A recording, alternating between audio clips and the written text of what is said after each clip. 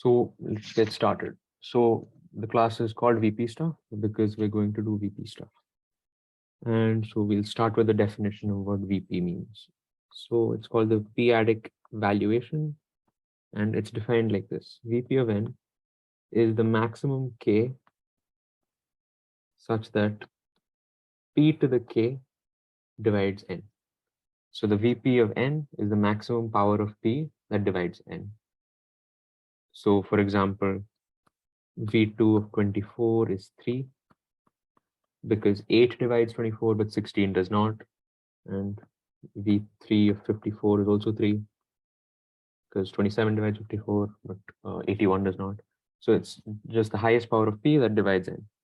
And from this definition, hopefully it's clear that n is equal to the product of pi to the vpi of n. So like the power in the prime factorization, that's what we define as the VP. Okay, so and again, if there's any questions at any point, anything that's unclear, do ask, and do not wait for me to stop talking. You can just interrupt me. And now for some properties, some preliminary properties. There are three main properties that we are like very basic, and automatically just this definition and these very basic properties will give us a lot of power. So the one main property that we'll use a lot is the fact that A dividing B is exactly the same as VP of A being less than equal to VP of B for all P prime. So for all primes P, VP of A is less than equal to VP of B. So the power of P in A should be less than the power of P in B. And that is exactly the same as A divides B. And hopefully this is clear. And just this rewriting of divisibility can give us a lot more finer power in a lot of questions. Because once we do this, we can use our VP stuff. So another property of the VP function is that it's additive over multiplication. So VP of AB is equal to VP of A plus VP of B. And hopefully this is also clear. It's because P raised to 5 times P raised to 8 is P raised to 5 plus 8. So that's really all we're doing. And now the third property is probably the first one that's somewhat not entirely clear. It's the fact that VP of X plus Y is greater than equal to VP, is greater than equal to the minimum of VP of X and VP of Y. And that equality holds if VP of X is not equal to VP of Y. So I'll give you guys a few minutes to try and prove this one, just because I think it's also a good test for if you understood the definitions. So try and prove that this also holds for plus minus. So VP of X plus Y or X minus Y, either way will be greater than the minimum, and it is exactly the minimum if VP of X is distinct from VP of Y. So take a few minutes to try and prove this. 2 to 3 minutes, I'll ask for progress.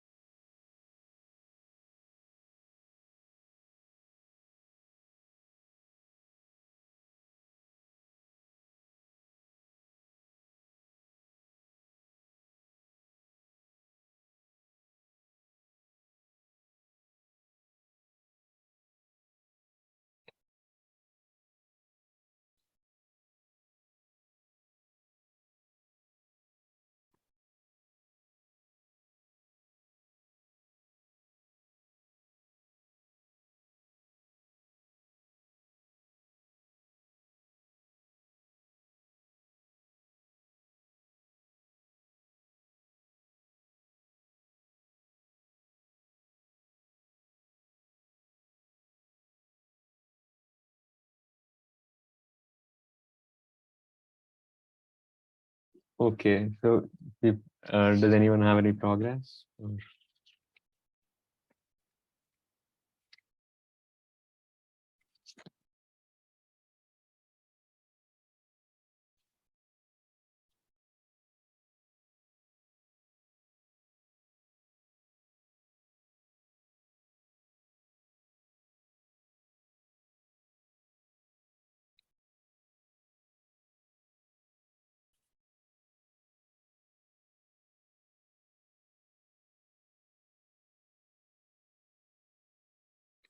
Any progress on it can be minimal. Or if if you know the proof from before as well, you can state it. Doesn't matter.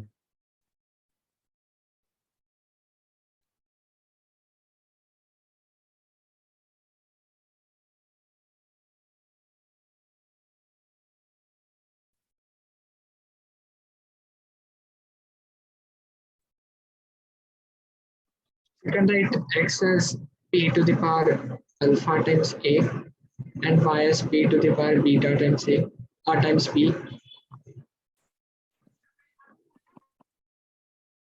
Yeah. And then it's like x plus y is if they're unequal, you just take the minimum outside. Yeah. It's So let's like assume W log that alpha is less than beta. So, take p raised to alpha times a plus p raised to beta minus alpha b. Now beta minus alpha is positive, so the second term is not divisible by p. yeah. So this is the p equals to alpha, which is the minimum. Yeah. Which is the minimum. So this so the approach was you just write out x is equal to p to the alpha times a and y equal to p to the beta times b. You remove the highest power, and this is across the board. This will be helpful in these problems. You write any variables where you're trying to add or subtract them. A good idea is to write them out in this format if you're getting confused, and they'll probably help you with working that out. So once you write it out like that, we notice that we can take out the minimum, whatever the minimum is. And so that automatically gives us that it's at least the minimum. And if they're not equal, if the second one has a higher power, even when you take it out, there'll be a little bit of p left over. And since a and b, over here we define a and b such that p does not divide them.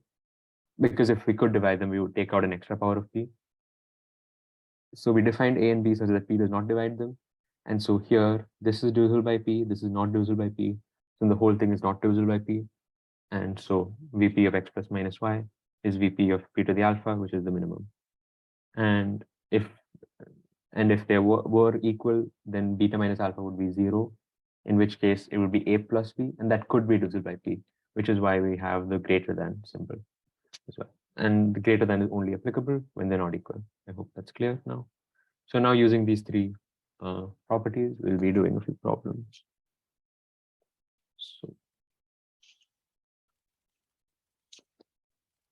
So I'll give two problems at once, but actually no, we'll do them one by one.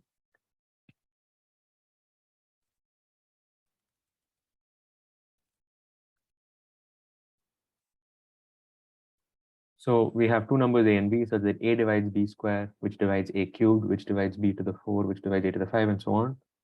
So then we just need to prove that a equals b.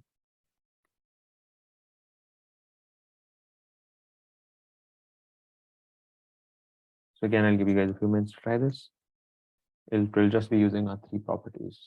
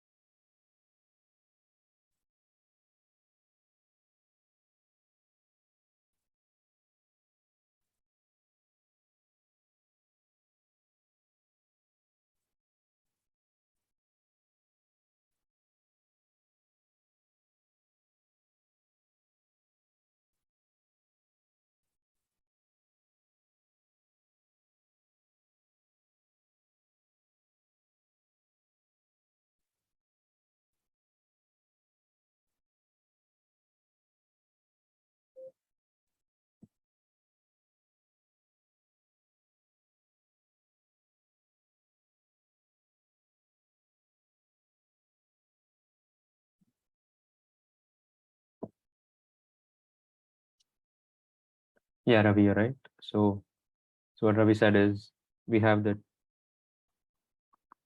b to the n divides a to the n plus 1 for even n. So then we get that n vp of v is less than equal to n plus 1 times vp of a by the additiveness and this fact, by this fact and the additiveness. And so yes, this is something that we have.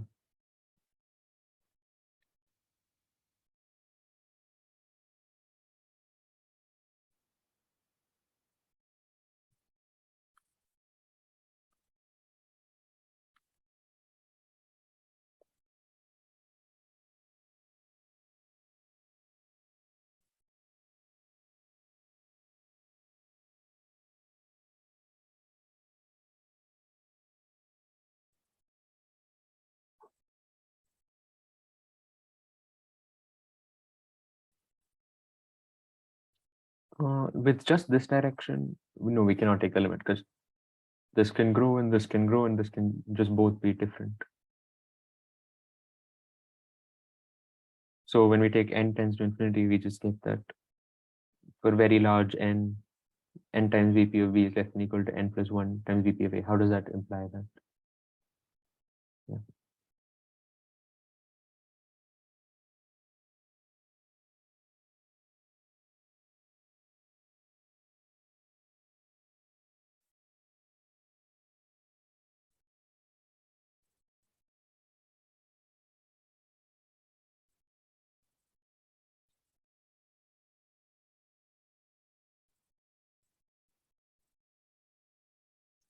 Yeah, exactly. So what Ravi said is you have, so for example, if you take b to the n divides a to the n plus 1, to the left we'd also have a to the n minus 1. A to the n minus 1 divides b to the n divides a to the n plus 1. And so then what this gives us is that n minus 1 times vp of a is less than equal to n times vp of b. And that is, this is less than equal to n plus 1 times vp of a. And as Ravi said, from here we can take the limit as n tends to infinity. So just to make this clearer, we can divide everything by n, and we get that 1 minus 1 by n times vp of a is less than equal to vp of b, less than equal to 1 plus 1 by n times vp of a. And for large enough n, this gives us that vp of b has to be equal to vp of a, because they're all vp of b, vp of a, these are integers. So for large enough, this is true. And since this is true for all primes, we have that a equals b. So yeah, this was done. If there's any questions about this proof, do ask. I guess we'll move on to the next one.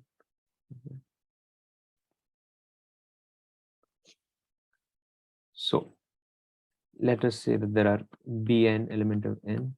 So we have two natural numbers b and n, such that for all k greater than equal to 2, so k is an integer greater than equal to 2, we have that that there exists ak such that k divides b minus ak to the n.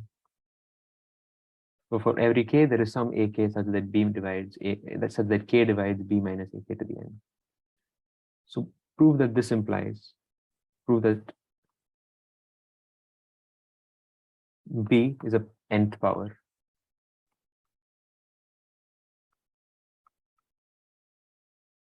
So b is equal to a to the n for some a.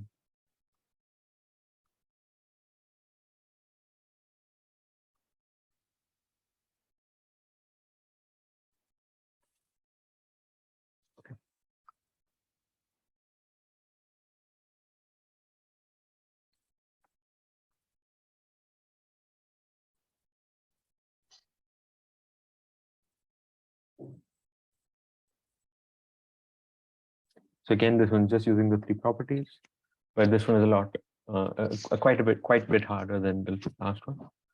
So take your time.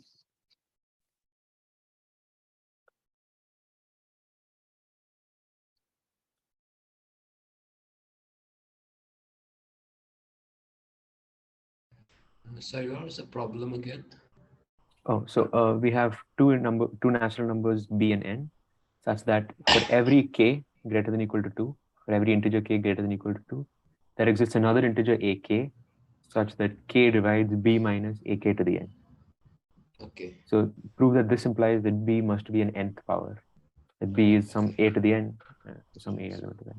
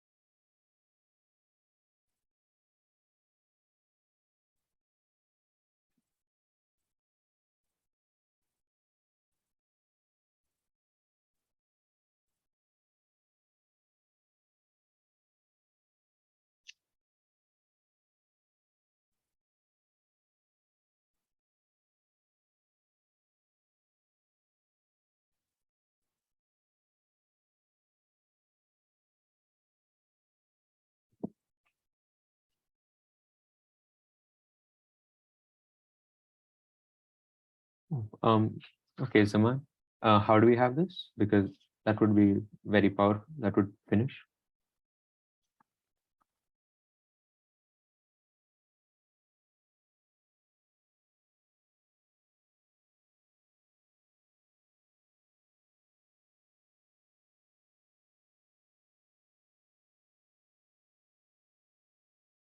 Yeah.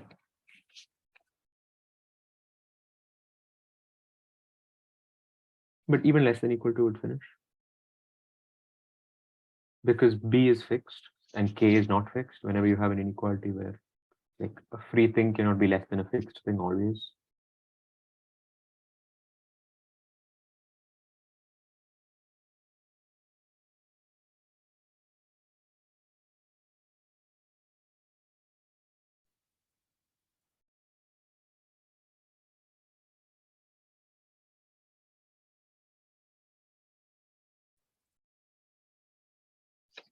Yep.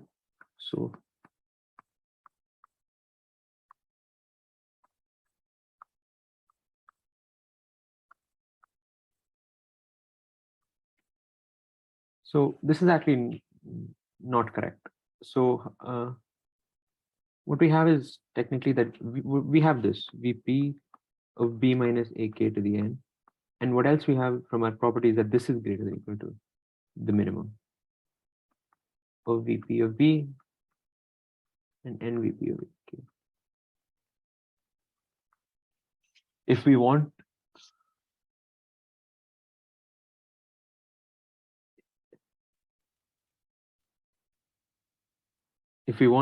this to be the other direction, if we want this to be equal, then we need to show that these are not equal. So, and I think that's what Ravi is doing.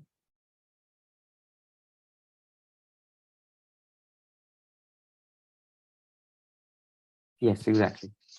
So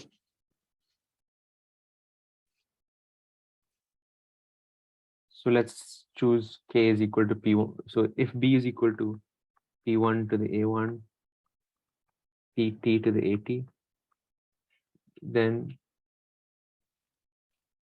so if b is equal to p1 to the a1 up to p2 to the at, then we can consider k is equal to p to the a1 plus 1. And what this gives us is that p to the a1 plus 1 divides something like p to the a1, p to the at minus ak to the n. I guess a was a bad choice, but hopefully it's clear. We'll replace these with alphas. So p to the alpha, p1 to the alpha 1 up to pt to the alpha t minus ak to the n. And since a1 is not divisible by n, assuming a1 is not divisible by n, then A1 cannot be equal to n. That VP of B is not equal to n, is not equal to n VP of AK. And since they're not equal, we get that the VP of their difference, VP of B minus AK to the n, is equal to the minimum, which in this case is VP of B, or is at least less than equal to VP of B. Because if B was the minimum, then it would be less than equal to VP of B. If AK is the minimum, if NVP of AK is the minimum, this would be equal to NVP of AK, which is less than equal to VP of B, since NVP of AK is the minimum. So in both cases, we have that this is less than equal to this, and hence we would have that A1 plus 1 is less than equal to A1, which is a contradiction. So then this must not be true, and we must have that n divides A1. Hopefully that's clear. So basically, since this is divisible by n, the VP of this is always divisible by n. As if at some point this is not divisible by n, then the VP of their difference would have to be the minimum, since their VPs are unequal. Whenever the VPs are unequal, we get that the VP is bounded in some sense. So, and we cannot have something that's bounded because K is movable. K can be anything. So yeah, hopefully that's clear. Any questions?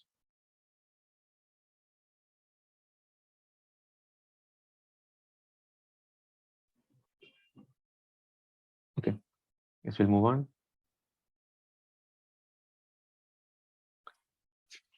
We'll do one more question from just these three properties, and then we'll move on to the next section. So say that A by B plus B by C plus C by A is an integer for some integers A, B, and C. Then prove that the cube root of A, B, C is an integer.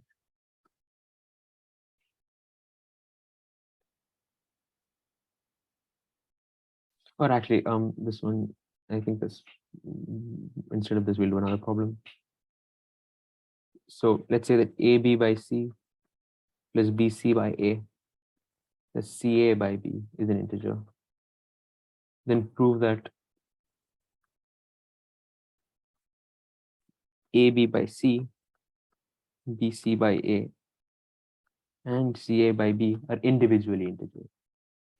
So A, B, C are integers such that AB by C plus BC by A plus CA by B is an integer. Prove that they are also individually integers.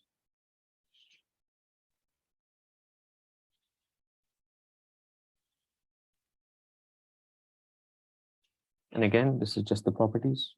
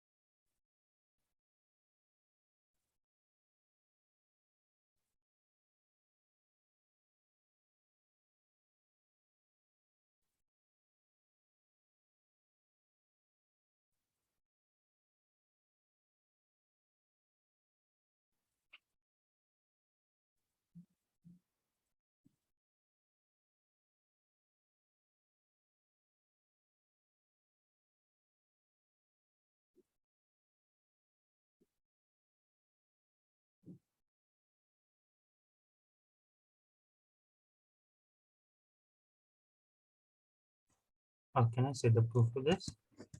Sure. Okay, I'm not 100% sure of this also, but okay. without loss of generality, assume that for some prime p, VP of A is highest. Strictly highest or okay, we're W log. Okay. So now for that prime, AB by C has like VP greater than or equal to 1 or greater than or equals to 0. That's what we care about. Yeah. And the VP CA by B will also be greater than or equals to 0. Yep. And the third term, it was the third term. VP of BC by A. Yeah. Now this should be greater than or equals to 0, right? Yeah. That's we don't why- know. We're trying to prove it. I mean, like the sum of these three things is natural. So the only way it's natural is like if this is greater than or equals to 0. Because if not, then like the other two things are natural, have like a VP greater than or equals to 0, right? But it could be the case that for different primes and stuff that's going wrong. So in this case, it could be the case that this one is like weird, but in this case, it like this does not give us that it is an integer. It just gives us that with respect to this one prime, it's an integer. Yeah, so we can do it for each prime, right? That it's integer for each prime. Yes, but for this one, it could be here. The other one, it could be here. So then your addition argument wouldn't work. Like your argument is that this is an integer and this is an integer. Yeah. So then the third one has to be an integer, but we don't know if this is an integer yet. Uh-huh.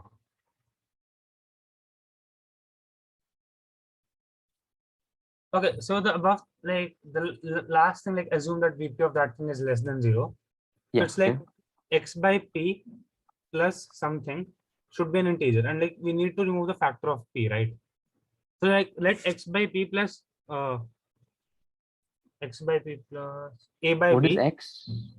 like the numerator of bc by a. Okay. Or not Okay, less so than we're saying that this is, less than 0. Yeah. Like if it's 0, then it's fine, right? yeah. So Yeah. we're taking like it's x by p, Yeah, bc by a plus- is equal to. And then the whole thing will be like x by p plus some a by b. Okay, not a, m by n. Okay. Should be integer. And we know that m by n has like no power of p, right? In the denominator. Anyway. Oh, yes, in the denominator only actually. Yeah. So like this is equals to like nx plus mp by np. Yeah. N is p free, right? Like n has no power of p in it. Because the other two things like greater than or equal to 0 VP, you know? Yeah.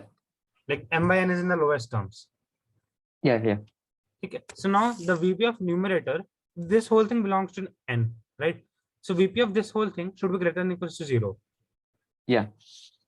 Which means that VP of nx plus mp minus VP of p should be greater than or equals to 0. Yeah, makes sense. Actually, we can let like the denominator be p to the power alpha. They're like the VP of that thing is like minus alpha. Does that make sense? Yeah, I get, but we don't even need that. If you can, because this is 0, VP 0. Yeah, because like x does not have, yeah, that finishes, yes. Yeah, so this works, and it's the same idea as the other proof. Just Also, like that's why I was saying like directly that it should be integer only if that way. But fine. I assumed you were just saying by addition. Okay. No, like okay, this was standard, so that's why I did not bother saying it. But yeah, that makes sense. Okay. Maybe a cleaner way to say it would just be that we have directly from this statement, we have that a square b square plus b square c square plus a square c square by abc is an integer. And so then vp of a plus vp of v plus vp of c is less than or equal to the vp of the numerator. And if vp of c, for example, is greater than vp of a plus vp of v, because that's what it means for one of those to not be an integer, then vp of c square, b square, and vp of c square, a square are both greater than vp of a square, b square.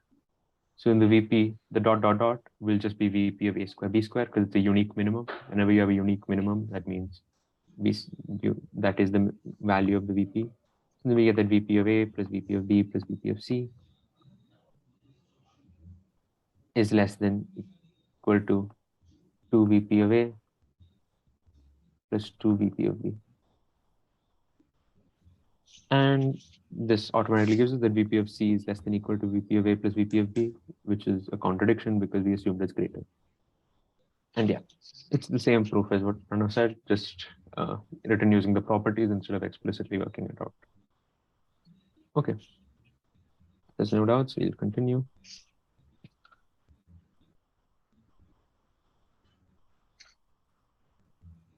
Okay. So we'll move on to some more deeper formulae that's not direct.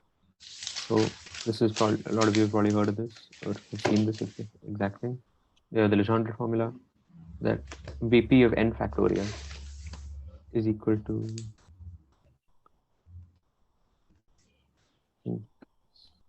let me just, so VP of n factorial is n by p plus n over p square plus n over p cubed and dot dot dot, where it's all the floor function. And this is, and the proof for this is just the fact that you're just counting the number of factors of p. So you have the numbers 1, 2 up to n. The number of multiples of p that are less than n is n over p. So you have p dot dot dot up to n over p times p. Each of these will contribute at least 1 prime. Then p square, 2p square up to n over p square times p square will contribute an extra factor, one extra factor. And so then we add those up similarly for the others, and we get n over p plus n over p square dot dot dot. This will be the total VP. And for p to the k larger than n, then those terms will always be zero. So this is like finite limit. This is a finite sum. And this is a very useful form of this. There's another form. You can also write it as n minus sp of n by p minus 1, where sp of n is the sum of the digits of n when written in base p. You can prove this. You can try proving this. It's just writing it out. It's not very difficult writing it out. And then you just use like geometric sum property. It's not too difficult, so I just leave that as an exercise. And this form is usually not very useful. You're usually better off just using this. So from here, let's just do a few problems. And in general, in all of these problems that involve the Legendre formula, it's basically just exercises in manipulating the floor function. So actually, before we get into problems, I guess I'll mention two important facts: that x plus y, the floor of x plus the floor of y, is less than equal to the floor of the sum, and that the floor of x minus the floor of y is greater than equal to the sum, is greater than equal to the difference. And in general, across the board, when you're trying to prove stuff like this, just introduce the fractional part. So for this one, if we write x as n plus f and y as g plus m, y as m plus g, then the left-hand side is like n plus m. So f and g are the fractional parts. The right-hand side is like n plus m plus floor of f plus g. And I think it's clear why there's a less than equal to, and why it can also be greater than. If f and g are both a half, then we get an extra factor of 1. But we can't notice that we can also not get a factor of 2. So this is also less than equal to n plus m plus 1. And similarly for the other one, we have n minus m. And then the other side is n minus m plus the floor of f minus g. And since f minus g could be negative, then this is why we also have the less than symbol. So hopefully this is clear. And these two and other floor function manipulations will be very useful throughout. And these problems are usually just that. So just a quick problem: prove that n choose k. So n factorial by k factorial into n minus 1 in minus k factorial is an integer using the Legendre formula.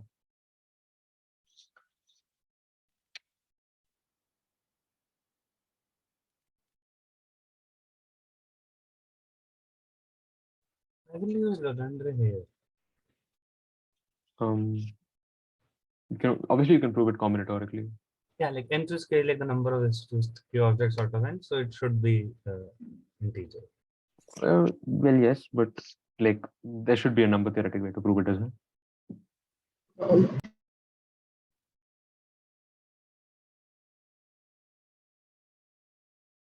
Um, I have one. Okay. We can write that for VP of n choose k is equal to like VP of n factorial minus that of VP of k factorial and minus that of VP of n minus k factorial. Yeah. So, but we know that we can write VP of n factorial as n upon p plus n upon p square plus dot dot dot and till n upon p of VP of n. That's that way. Plus No, dot that's dot not dot. true. So this is N correct. by It just goes to p infinity. to v, yeah, to infinity basically. Okay, and minus k upon p plus k upon p square plus dot dot dot minus k n minus k upon p plus n minus k upon p square and dot dot dot to infinity, which can be rearranged and written as n by p flow function minus k by p flow function minus n minus k by p flow function um, plus the same thing, but instead of p you use p square. Yeah. And continue that to infinity. So, but we know that, how to say this, flow function of x plus y is greater than flow function of x plus greater or equal to flow function of x plus flow function of y. So we just apply this here. We see that this amount will be positive for every bracket. Yeah. So each of these are positive, and therefore our whole sum is Not positive. negative, yeah. Yeah, it's not negative, sorry. And so then we get that VP of n choose k is non-negative for all primes, and this implies that it's an integer. So yes, correct. So now a similar problem, prove that the Catalan numbers, so 1 over n plus 1 times 2n choose n, prove that this is an integer. Again, using the Legendre formula, I will not accept combinatoric arguments.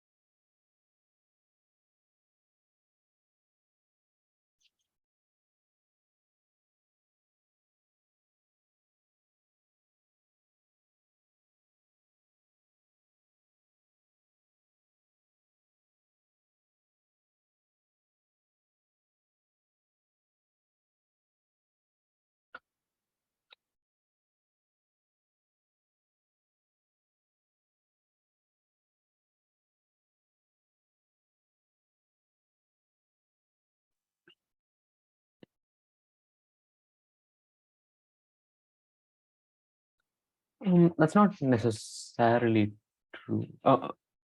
Yes, what you said is true. That VP of like floor of 2n by p minus 2 floor n by p is greater than equal to 1. In fact, is exactly 1.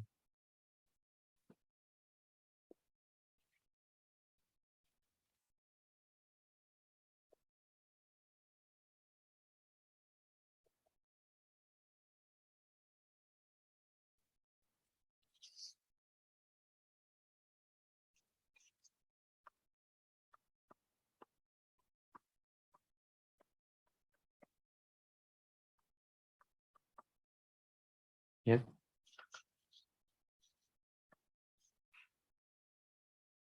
Yeah, exactly. Okay. So we basically have that p to the k divides n plus 1. And this implies that n is congruent to like -1 mod p to the k. Mod p to the k. And this implies that the fractional part of n over p to the k is very big. It's very close to 1. It's p to the k minus 1 by p to the k. And what this gives us is that in our sum, the VP of 2n choose n, we have something like, looking at just the k term, we'd have 2n by p to the k minus 2n by p to the k, like someone said. And if you write this out in terms of fractional parts, what we'd get is that this is equal to the floor of 2 times the fractional part, which is 2 to the pk minus 1 by p to the k. And this is obviously 1, because p to the k minus 1 by p to the k is much bigger than a half. In general, 2x minus 2x is equal to 1 if and only if the fractional part of x is at least equal to 1, is x equal to half, because in that case, the extra bit comes out. And so we have that for each k such that p to the k divides n, or we can, if we can replace, we don't need the if vp of n is equal to k plus 1.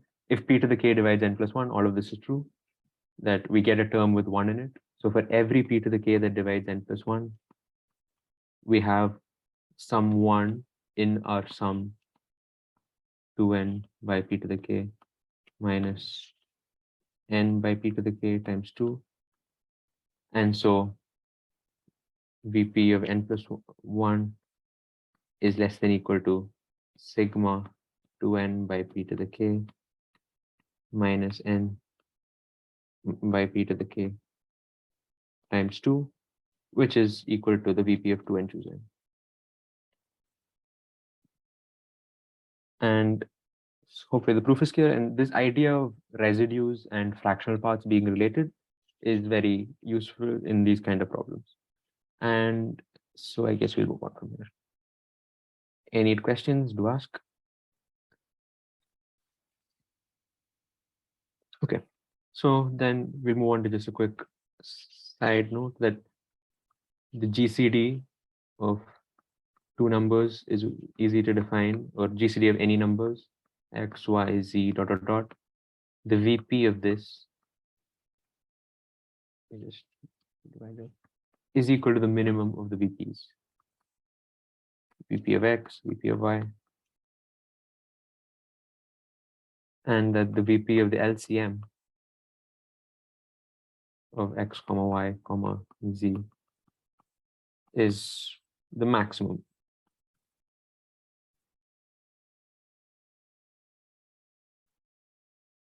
And I think this is clear why this is true.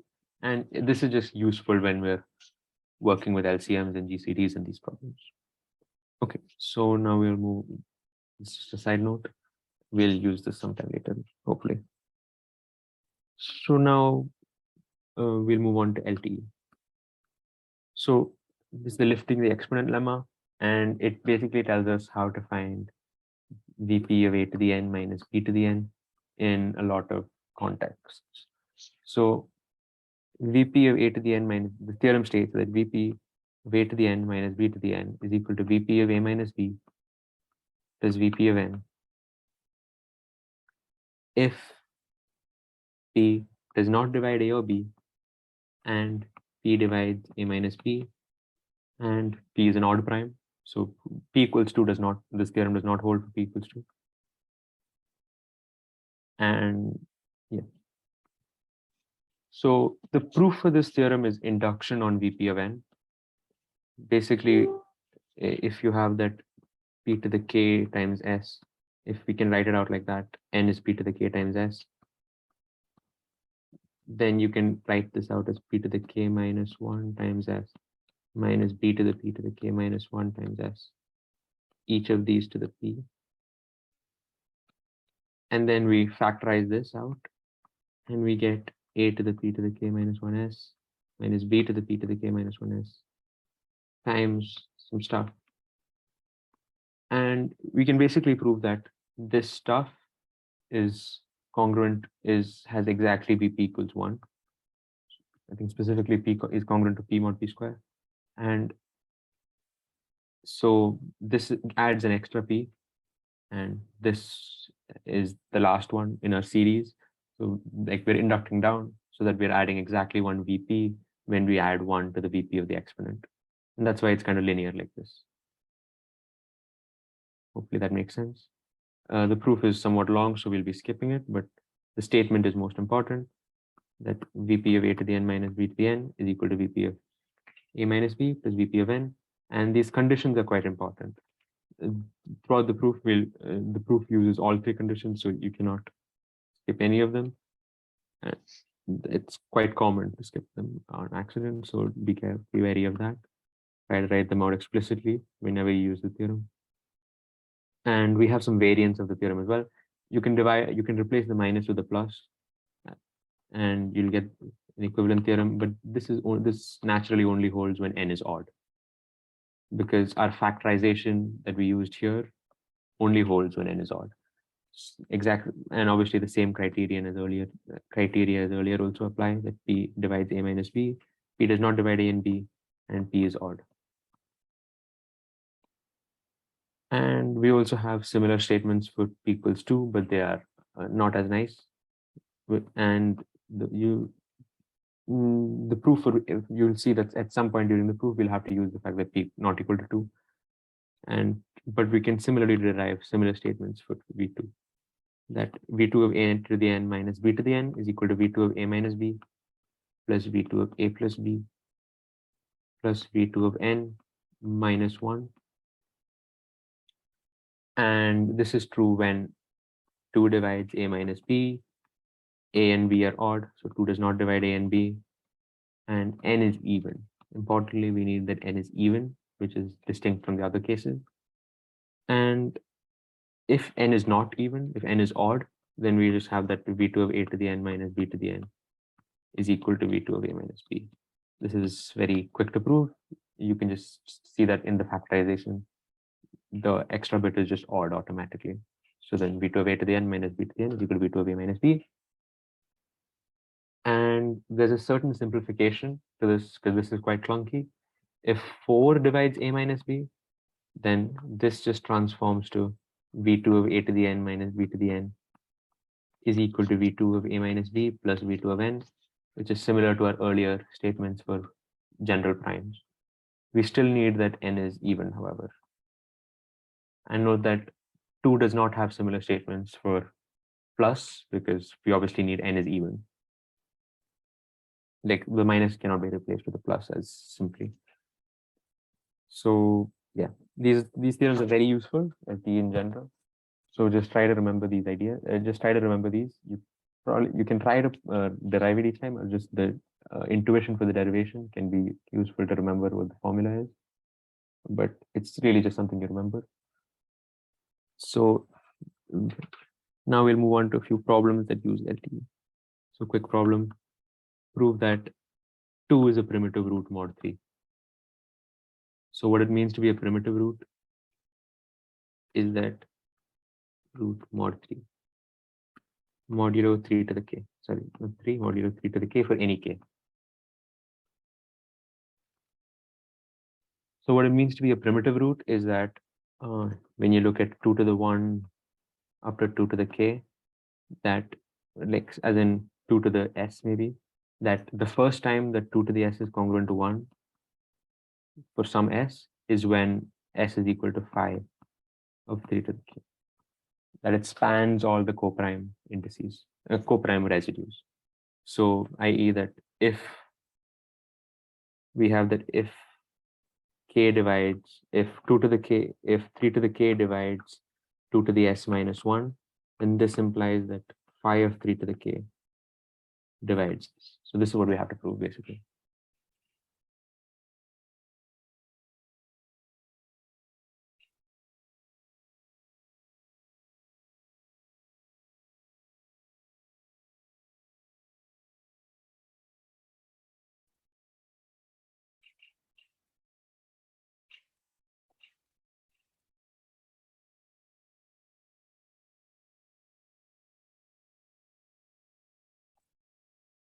And this is using LTE.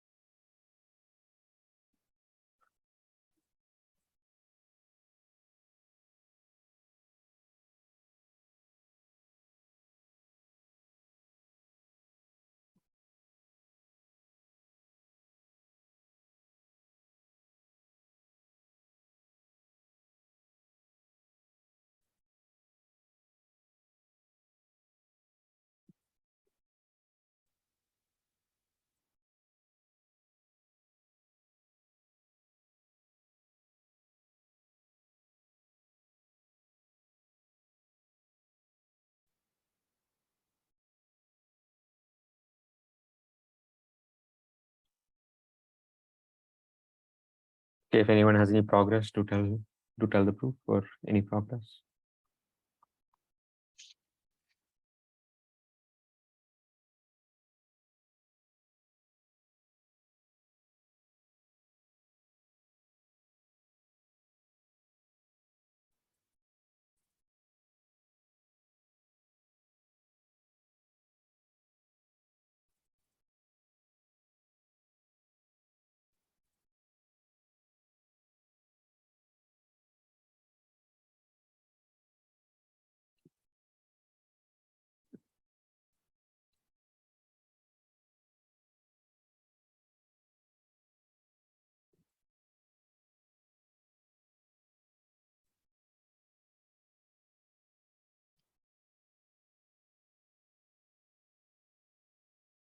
Okay, so phi of 3 to the power k is like 2 times 3 to the power k minus 1.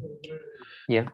So if for some I less than k minus 1, you have 3 to the power k divides 2 to the power 3 to the power I minus 1. 2 to the I minus 1, yeah. No, 2 to the power 3 to the power I minus 1. Oh, what is I less than? K minus 1. Oh, okay. So, yeah. It just can't happen because like 2 to the power odd is 2 mod 3. And like Because this is not divisible by 3. so, and now if 3 to the power k divides 2 to the power 2 times 3 to the power I minus 1, Yeah. then like new 3 of 2 to the power 2 times 3 to the power I, Yeah.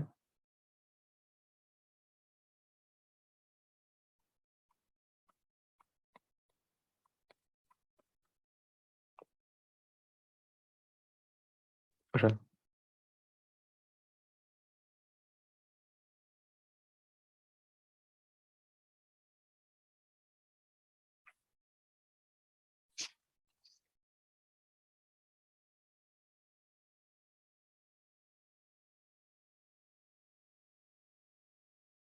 So while he's coming back, I'll just explain what happened. So we have phi of 3 to the k is 2 into 3 to the k minus 1. And we need the exponent to be odd, to be even, first of all, because 2 is 2 mod 3. So we need to square it to make it 1 mod 3, to make it divisible by 3 at all. And by LTE, we know that we need something like a power of 3, because v3 of 2 to the 2 raised to 2 times something is going to be 1 plus v3 of that something. So he takes 2 into 3 to the I, and now we prove it. Okay, I'm back. So Yeah. from LT, you can get that the new of this is like I plus 1, Yeah. which is less than k, so contradiction. Which is equal to I plus 1, which is less than k. Exactly. So hopefully this is clear. Now we'll move on to a harder one. It's relatively harder one.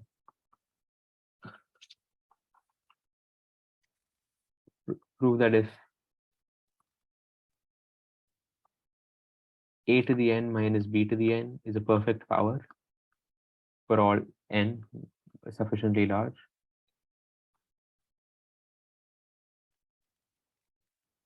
or n greater than some capital N, then a is equal to b.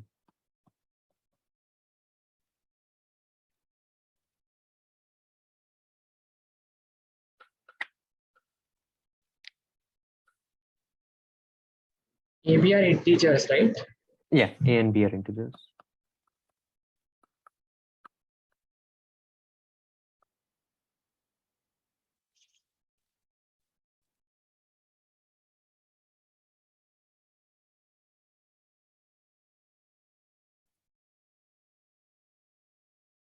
A perfect power just means like a square, a cube, any of those.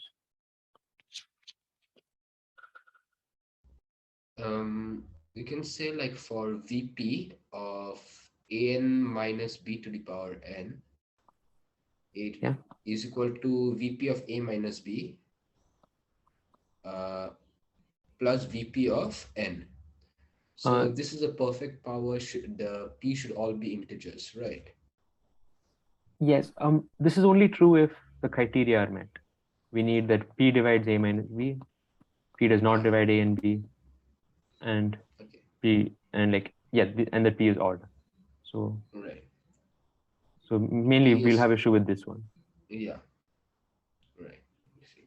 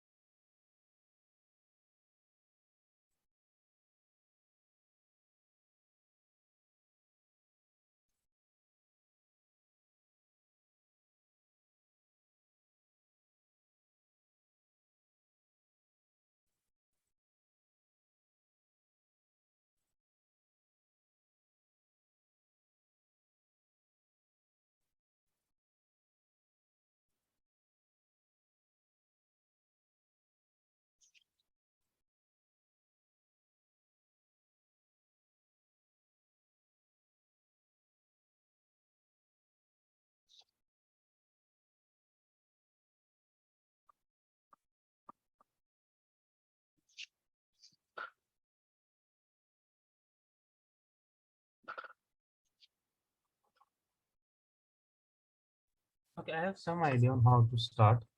Okay. Let P be a prime which divides a minus b. Okay, fine. So let's take p divides a minus b. Then VP of a to the power n minus b to the power a p greater than 2, by the way. Yeah, p greater than 2. Okay. Then by LTE, there should be equal to VP a minus b plus VPN. Yep. For odd n, right? For any n.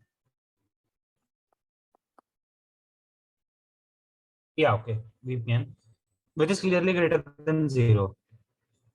Yeah, this is greater than 0. because right. Because P divides A minus B. Yeah.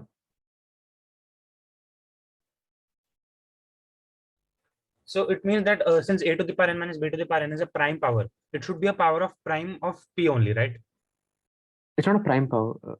It's just a perfect power. Oh, okay, no mind. Ignore this. Okay, but I think Zaman had a good idea. We take P does not divide A and B. So P does not divide A and B. Yeah. And there'll be infinitely many of these, which is good.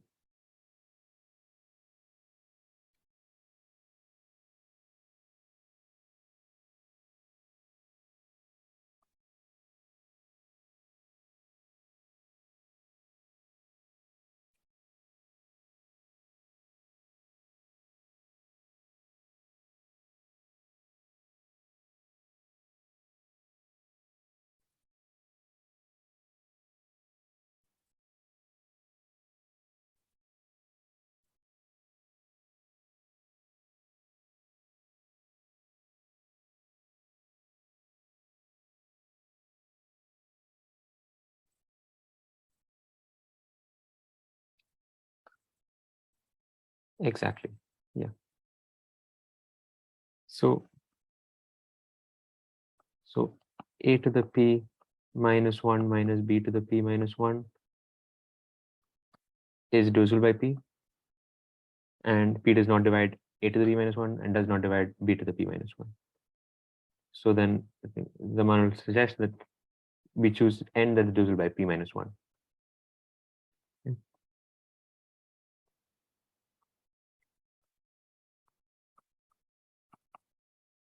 Yep.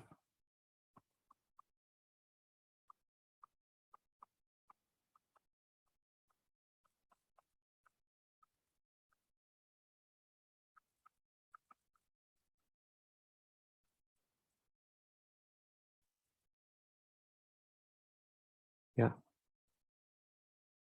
And so go on.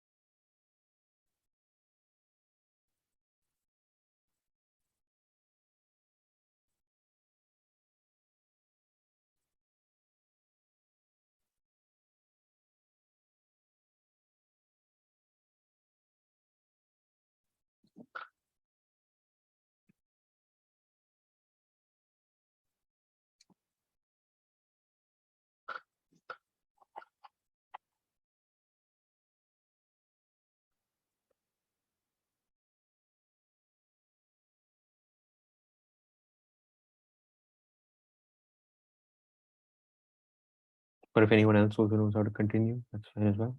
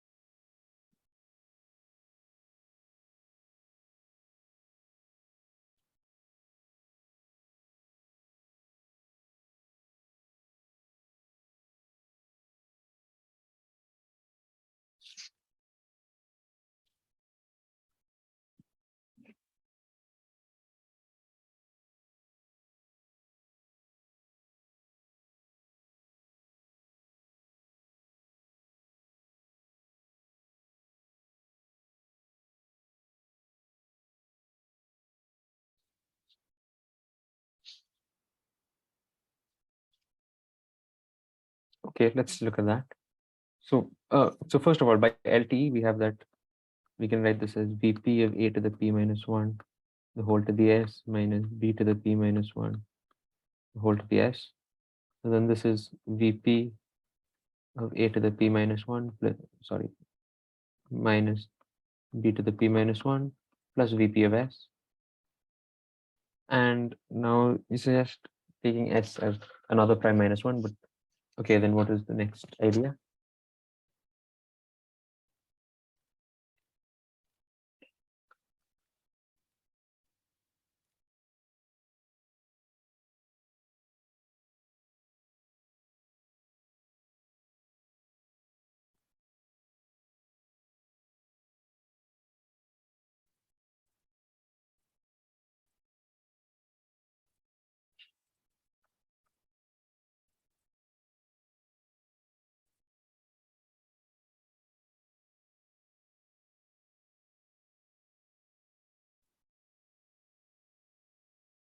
But the idea of taking another prime is very good. So we take another prime.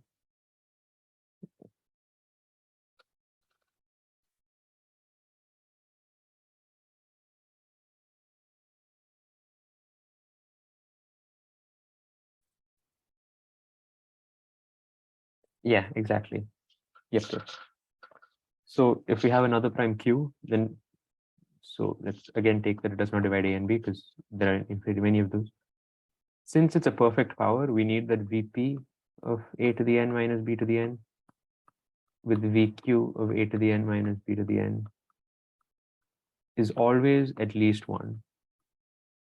As in, it's always at least 2. Because if it's not at least that, then they cannot both be divisible by whatever the perfect power is. So yes, is that doable? Is that always doable?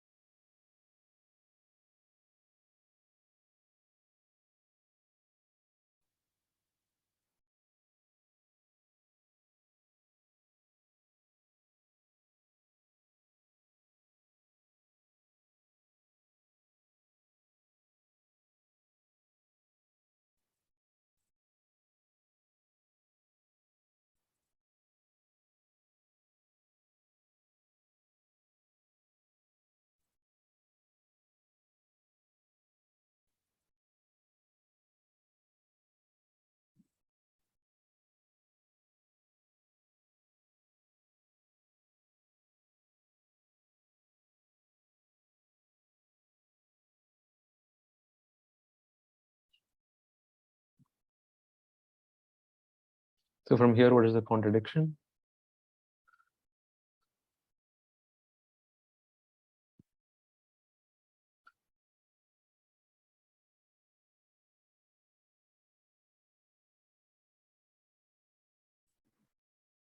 We have the VP of S factor on the right. It's basically VP of N. Yeah, so we have Vp of a to the n minus b to the n. So when we're choosing it as a p minus 1 divides n, this is equal to Vp of a to the p minus 1 minus b to the p minus 1 plus Vp of n. Yeah. Similarly, for another Q, which the Q minus 1 divides N. Sorry, Vq of a to the n minus b to the n, again by LTE. And the reason we can switch from n to s is because p minus 1 is co-prime to p. Yeah.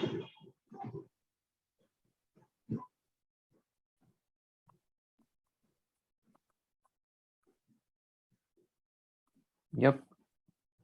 And now the first, like the VP of A raised to P minus 1 minus B raised to P minus 1, this term and like those two terms are fixed. And we can just vary N and we can get a contradiction. Yeah. So we vary these to make them co-prime, make the whole thing co-prime, which is we can vary them to make them consecutive as well. And that's a contradiction. So hopefully that's clear.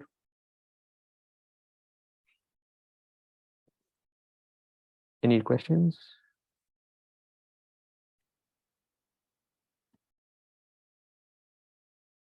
Okay, I'll move on. So this is So I think that's enough for LTE. There'll be, and LTE is usually used within other problems involving orders and stuff. So I don't want to cover those just because I do not know if people know orders. But okay, we'll do another question overall. This is related to the Legendre formula that I wanted to cover if we had the time. This one is quite complicated. So basically we write m for any m as 2 to the k times t, where t is odd. Then we have a function f, which is defined as t raised to 1 minus k.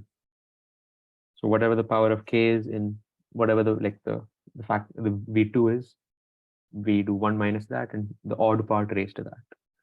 That's a function. Then now we need to prove that for all a less than equal to n, a divides f of 1 up to f of n. This product, f of 1 into f of 2 up to f of n. And this is a problem that's largely related to the Legendre formula and those ideas. Is f of m equal to t raised to 1 minus k? Yeah, t raised to 1 minus k.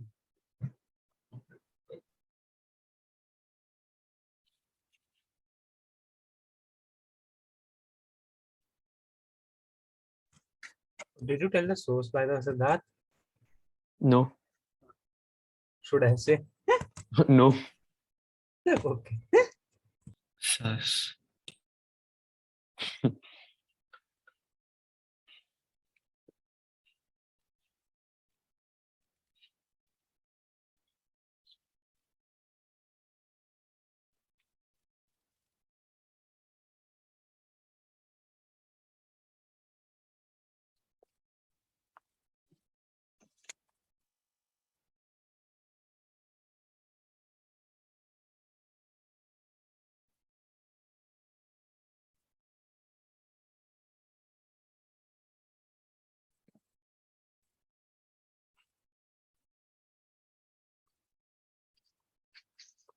Just an important thing to keep in mind here that I don't think I mentioned. So the number of multiples of m less than n, less than equal to n, this is equal to, this whole thing is equal to floor of n over m. This is very useful throughout number theory, but specifically for these kind of problems, it will come in handy.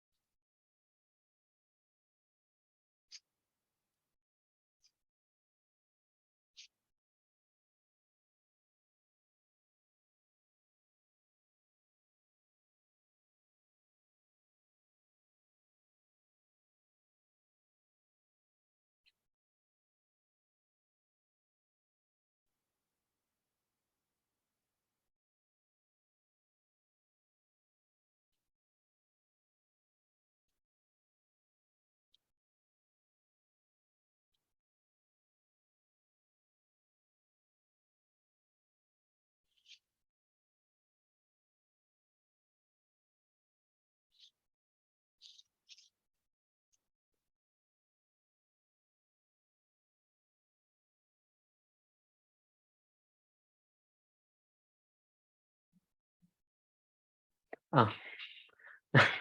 Okay, yes, Saman, you are correct. A is also odd. A is an odd number. I forgot to mention that A has to be odd because obviously f of m is always odd.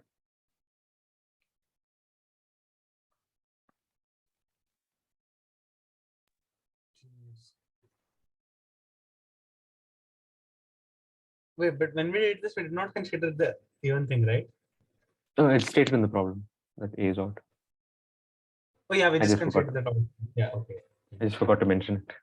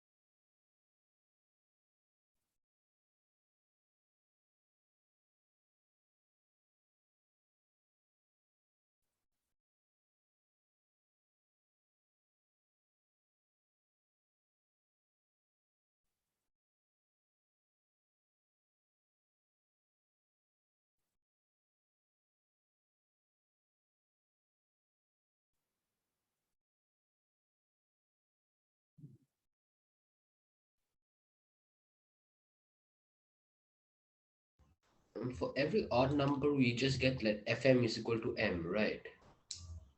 Yeah, if m is odd, Fm equal to m is. You can write fm as the form as m. You can still write fm as m by 2 to the power v2 of m to 1 minus v2 of m, right? okay, so you're saying if it's like if we have m is equal to 2 to the k times t, or I guess that's already right. Right. Then f of m will be the odd, like it's the odd part raised to 1 minus k. So if Yeah. it's 2m, like where m is odd, then f of m is always, f of 2m is always 0, is always 1, 1. and 4m, f of 4m is always 1 over m, and so on. Yeah. Right. Okay.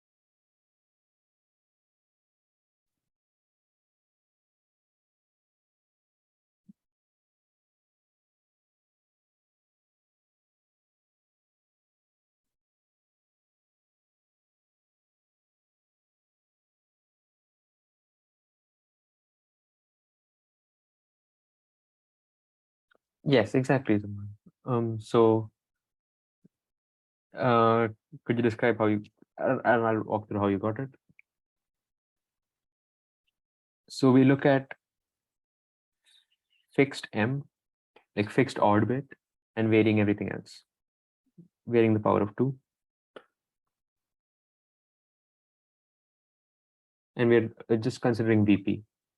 We take some random prime P, and we're just trying to show that VP of this F1 up to Fn is greater than a VP of A.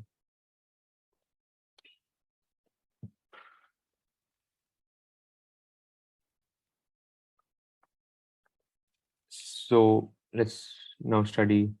Can we get some more time? Oh, sure.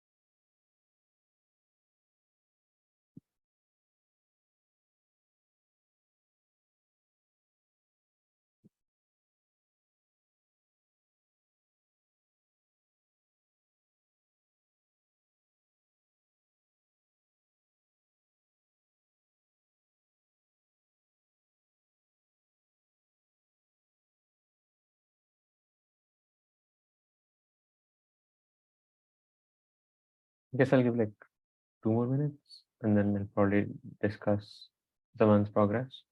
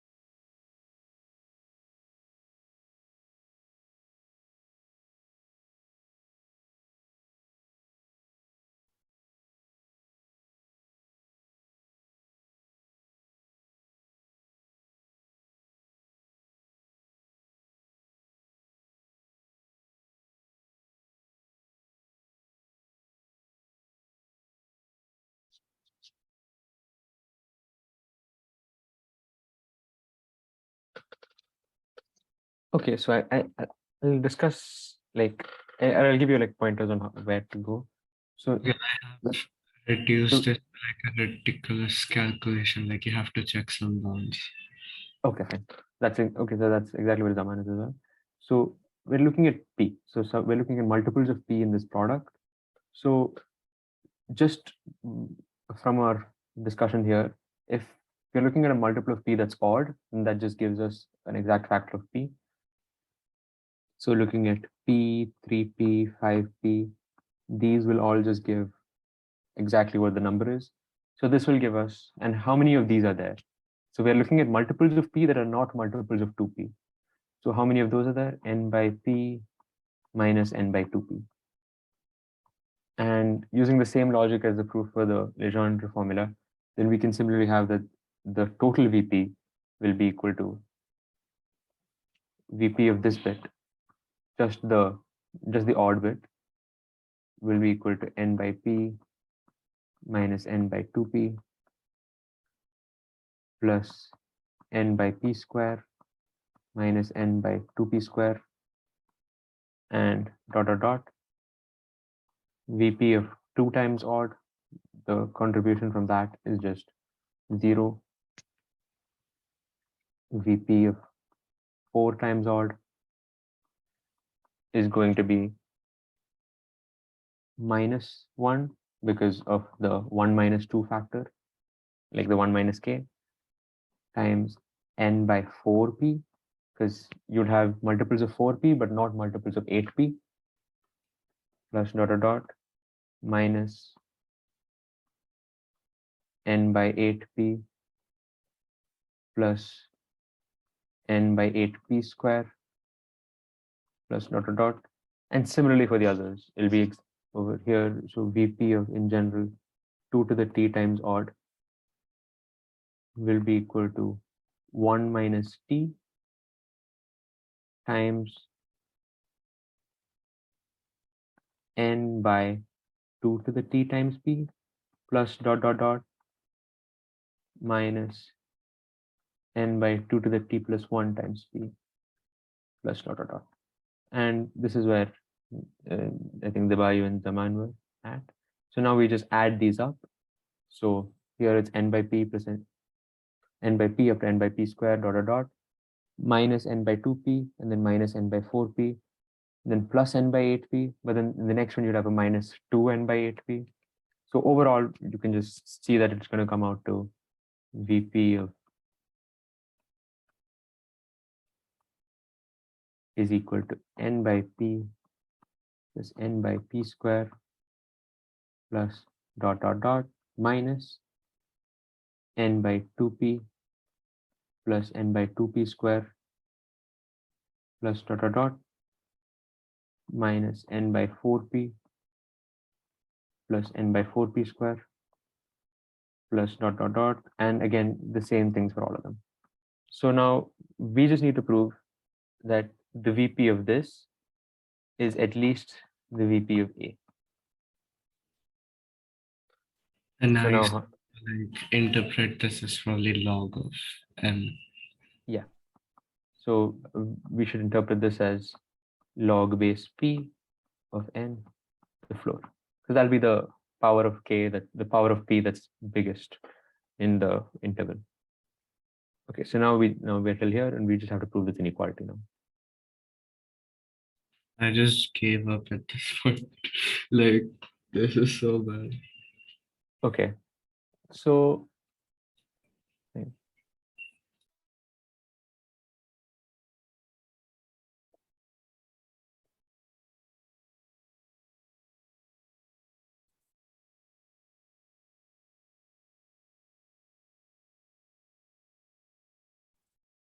so this makes this log P of n kind of suggests that we would want to, let's say this is equal to T.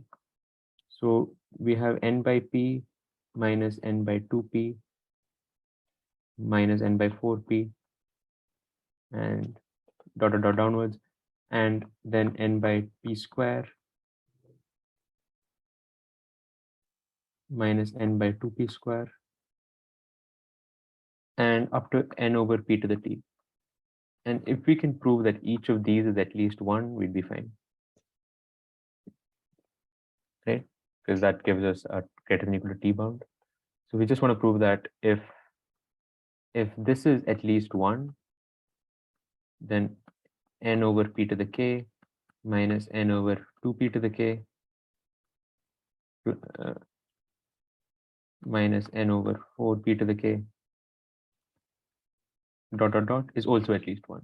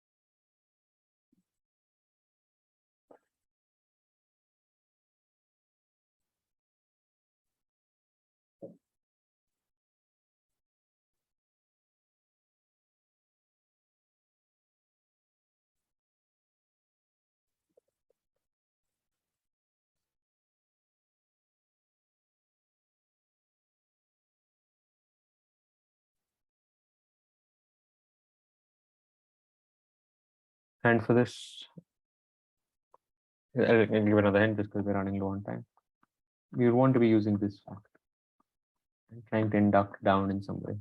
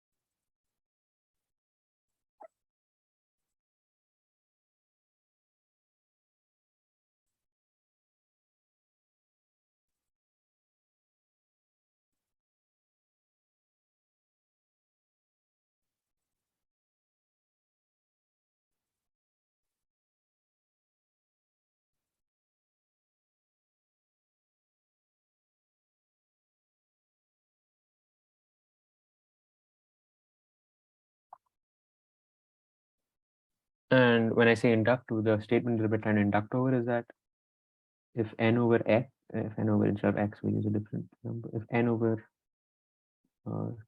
m is greater than equal to 1, then n over m minus n over 2m minus dot dot dot is at least 1. And try to prove this inductively.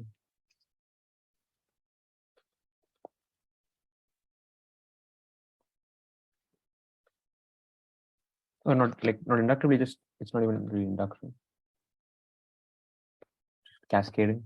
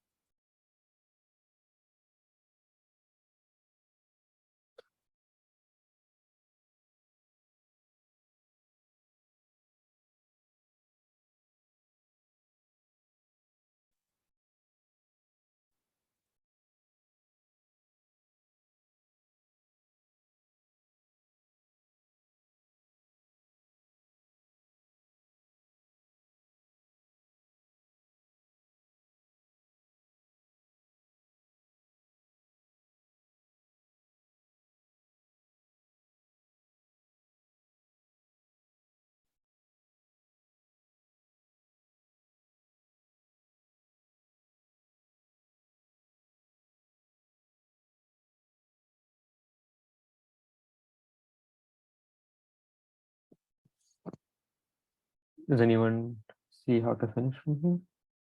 Like how to prove this statement? It's just using the above inequality. Can I say? Oh, yeah, sure. Okay, so yeah, so like if let's say like n minus n by 2m is not 0, If this is not equal to 0, what do you think, right? yeah, then n by m minus n by 2m is greater than equal to n by m minus n by 2m whole gent, Yep. which is equals to n by 2m.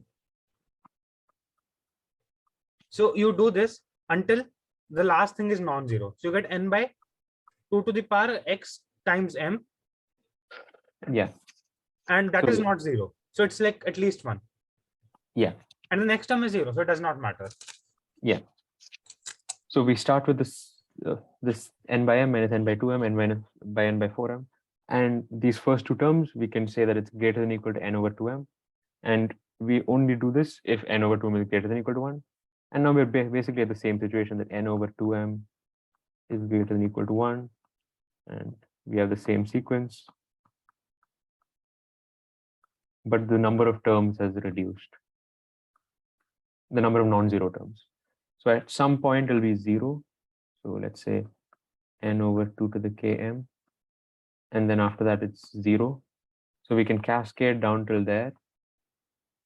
And we'll just have this 0. And just by at each stage we're checking whether like this is the first 0 term. So this must not be must not be 0. So it's at least 1 and we're done. Does that make sense? Hopefully that's clear. And I guess we'll stop for now. Can you Any tell the questions? source now? Yeah, you can tell the source now. It's China TST 2016 P1. I don't remember the day. I think it's day 4 or something. Yeah. No, it's day 2 P4. Yeah. Yeah, okay. Yeah, makes sense why it's so bad. So that's all this in 10 minutes, by the way, for context. Well, Zaman almost did as well. Huh? Zaman always did as well. Who? Zaman, he had the entire group down there in chat. Who is Naman? Zaman Hussein. Oh, Zaman. Oh, I see. I mean, I just got scared off with that log count. Yeah. Most of these, like the VP stuff, once you're done with the VP part, it's just ugly floor Yeah, function bounding. That makes it At so. least this one is relatively okay because it's like induction, kind of nice, but sometimes it is worse than this. Also, shall I stop recording? Yeah. Useful.